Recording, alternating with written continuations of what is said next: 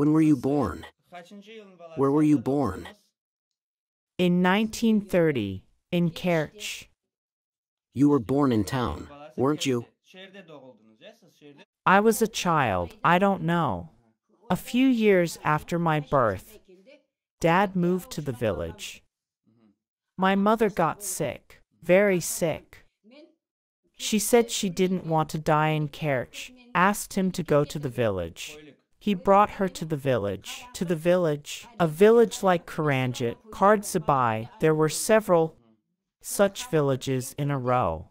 When I was a child, I knew all the names. In the village of Karanjit lived my mother's sister. When we moved to this village, in the village of Dorman, 2 kilometers away, we bought a house. That's what I heard. We lived in this house. I don't know for how long. I had brothers, one called Umer, the other called Abdrapi. Also, I had a sister called Emin and little brother called Yakub. He was still crawling. My mother died, leaving 5 children. When were you deported? How old were you? Can I count the classes? Yes. When we moved to the stepmother's village, my father sent me to the 1st grade. I graduated from the 2nd, 3rd, and 4th grades, and then there were vacations. I remember it very clearly. When I was on vacation, I came home, the door was locked. My stepmother told me to go graze cows. I grazed them, then I came back, and the door was locked. It was in the village of Kyalsat. One moment I came in, the door was locked. I was scared, I didn't know what had happened. At that moment, I was supposed to be in 4th grade. I was 12 to 13 years old. The door was closed. No one was home? No, it was sealed. I was 13 years old. At that moment, a soldier came up to me. He asked me in Russian what I was looking for. I was crying. He said, "Go, Mom and Dad, at the collective farm." There were many cars near the collective farm. I went to graze cows, sing songs, collect flowers. I had no problems. Then I came home. I wanted to tell my mom that I brought a cow, but the door was locked. And then a soldier told me, "You'd probably like to see Mom and Dad. Where have you been?" I was grazing cows. I wasn't home. But I didn't say it in Russian. I did it in Crimean Tatar. "So you weren't home?" He said, "Go to the collective farm. Mom, Dad, everyone is there." I saw cars there, and we all were there. Every car was full. At that moment, my stepmother saw me. "Remzie, daughter, you're little, they won't tell you anything. Go, we'll be deported. They sealed the door, you open it, go home and get 1 frying pan and 1 blanket, that's it." There were a lot of things at home.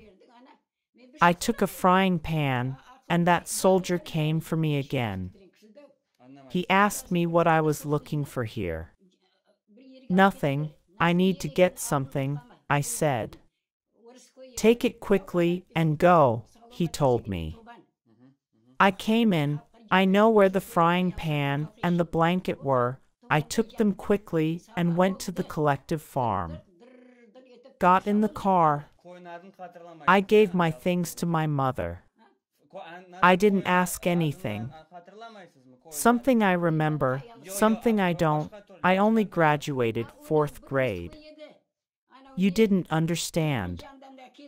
Then we were taken to one place, this Russian village. I forgot what it was called. They laid so much straw for the inhabitants of Kyalsat. We lie down on that hay, wake up, it's morning. The train arrived. You don't remember the name of the village, do you? My village was called Kyalsat. No, another village.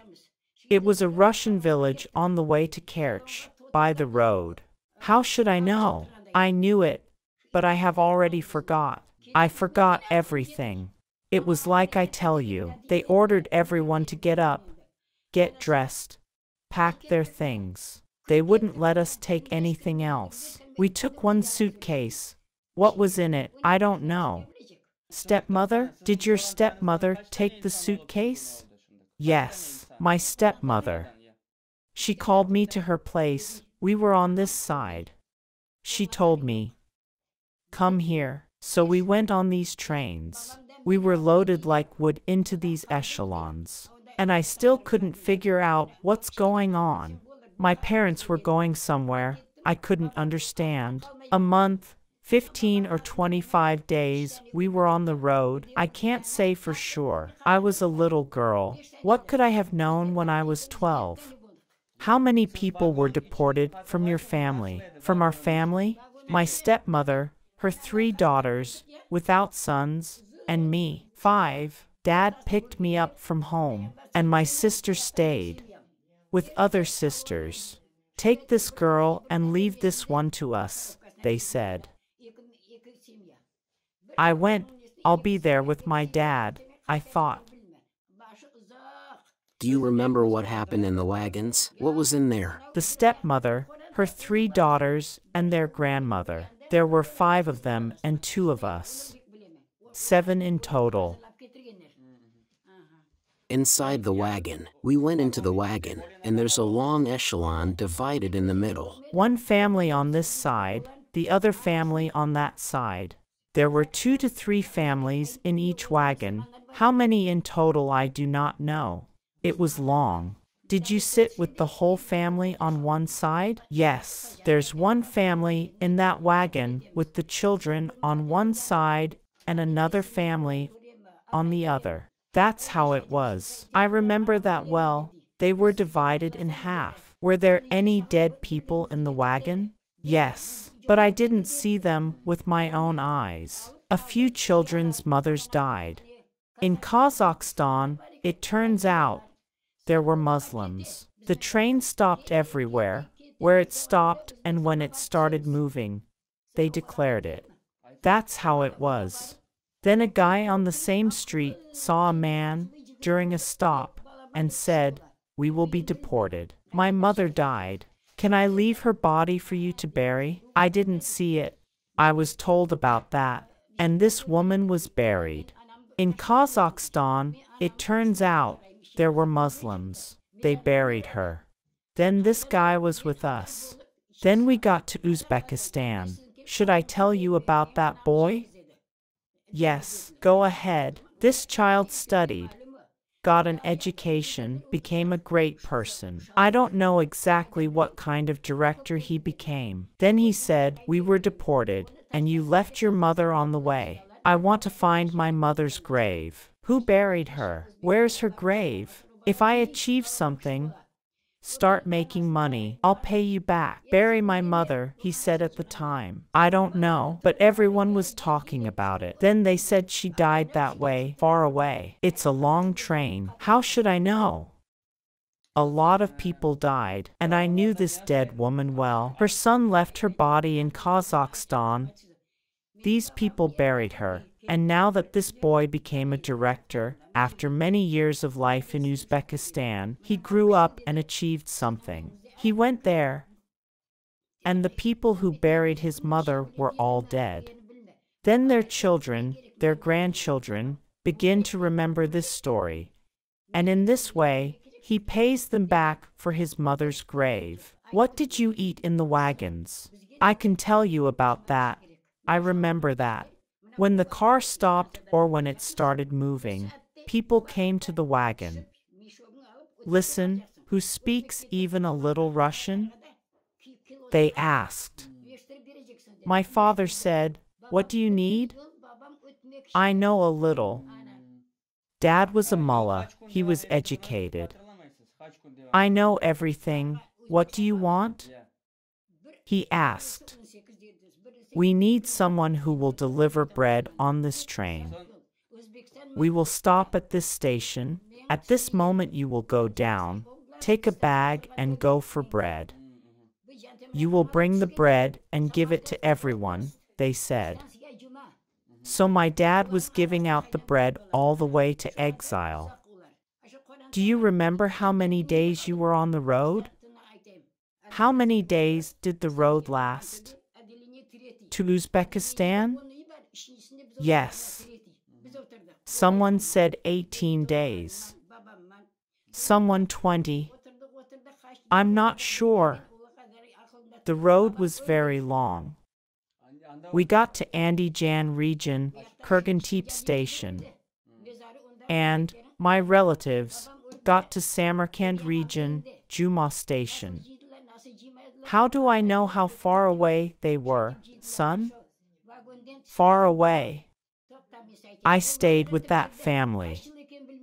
Andijan region, Kurgantip station, the 3rd ward. There were 10 houses in this ward, the 3rd one was ours. My stepmother, her daughters, my father, and I lived there. I don't know how many years we lived there. I don't remember anymore. Dad died by then. Where did your father die? In the 3rd ward. The grave is there, among the Uzbeks. Dad died in the arms of my stepmother. I don't know how he was buried. There was no money, no food. That's how they buried him. After we got out of the wagons, Dad was a mullah for how many years, I don't know. He was a mullah, went from house to house, told everyone that everything would be all right, read prayers. I don't know what year it was. One day he was gone, my father died. In the 3rd ward, in the 3rd house, Dad died. The grave remained in Uzbekistan. My brothers died in the war. Abdrapi died in Finland in the war. He never came back. Umer came back after the war. How did your brother find you after the war? He lived in Uzbekistan in the collective farm Krasnij Mayak. Then one day someone came to him and said, "Hello." Turns out they knew each other before. Since childhood. That's how it happened. I lost my family, he said. I even know the man's name, Borali. Umer, I have to go to Andijan. I haven't found my family yet. I have no children, Borali told my brother.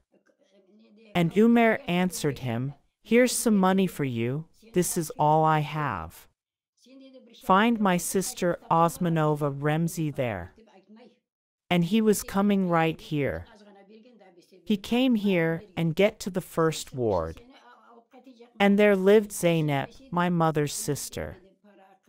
I lived with her. And I used to come to see my stepmother. Here and there. Whoever gave the bread, that's where I went. And there he found me. Is Remzie here? Is Remzie Osmanova here? He asked. Yes, she is here. Right here, I answered. I was just a little girl back then. How old was I? 13 or 15 years, not yet 20. Then he called me over, asked if I had a brother. And I said, Abdurapi died and the other brother came here, but I haven't seen him yet. I know your brother Umer. He lives in a collective farm in Krasnij Mayak, Uzbekistan. He's the one who sent me to bring you, he said. Do you have any money? At least a few rubles? He asked. He didn't say he had money. My brother gave him some. Everything he had. I'll take you, said Borali. I don't know anything about money. Where do I get the money? I can barely find a piece of bread, I thought to myself, but didn't say it out loud. I didn't tell him how much I suffered. Then he went to look for his family. After a while, he came back and asked me if I had collected any money. Then I took one rope, got dressed. I moved in from my stepmother's house to my aunt's. And to make some money, I decided to sell cotton branches on the market. After the cotton is harvested, these are the stalks that remain. I collected them, tied them up with a rope, carried them on me.